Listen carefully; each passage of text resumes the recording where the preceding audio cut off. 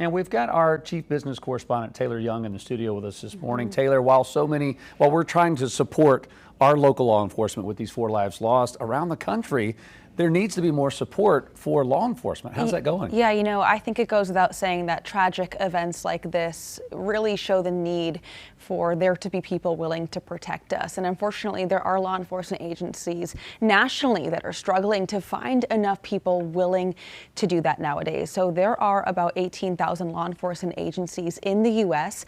That includes federal, state, and local agencies. Now, this makes up about 1 million employees, and the majority of them are sworn officers. But when you compare that number to the growing U.S. population, it's often that those agencies are serving more people with too few personnel. So the International Association of Chiefs of Police goes as far as calling this recruitment issue a crisis for law enforcement, and a recent survey by the association really captures that. So according to the IACP, 78% of agencies reported that they have been having a hard time recruiting qualified candidates. 65% say too few candidates are applying in the first place, and 75% say recruiting is more difficult now than it was just 5 years ago. And you have been covering police recruitment for several years now.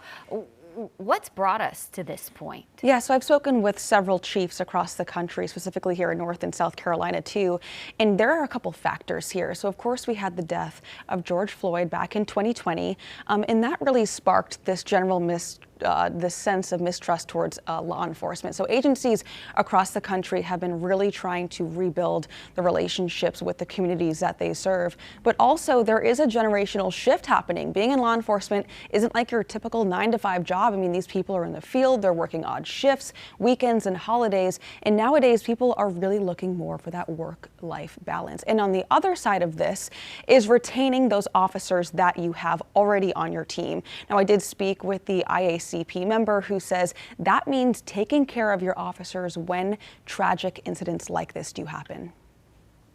A lot of times when we had a critical incident like this in our agencies, in the past, we weren't very good at recognizing those stressors and what it was causing. And these are real losses. These are their brothers and sisters in law enforcement. They become very bonded to each other. And so if, as administrators, we don't recognize that this is truly impacting our officers, provide them an opportunity and actually create an environment to where they can receive the treatment that they need and the help they need, and it doesn't have a stigma attached, is very, very important.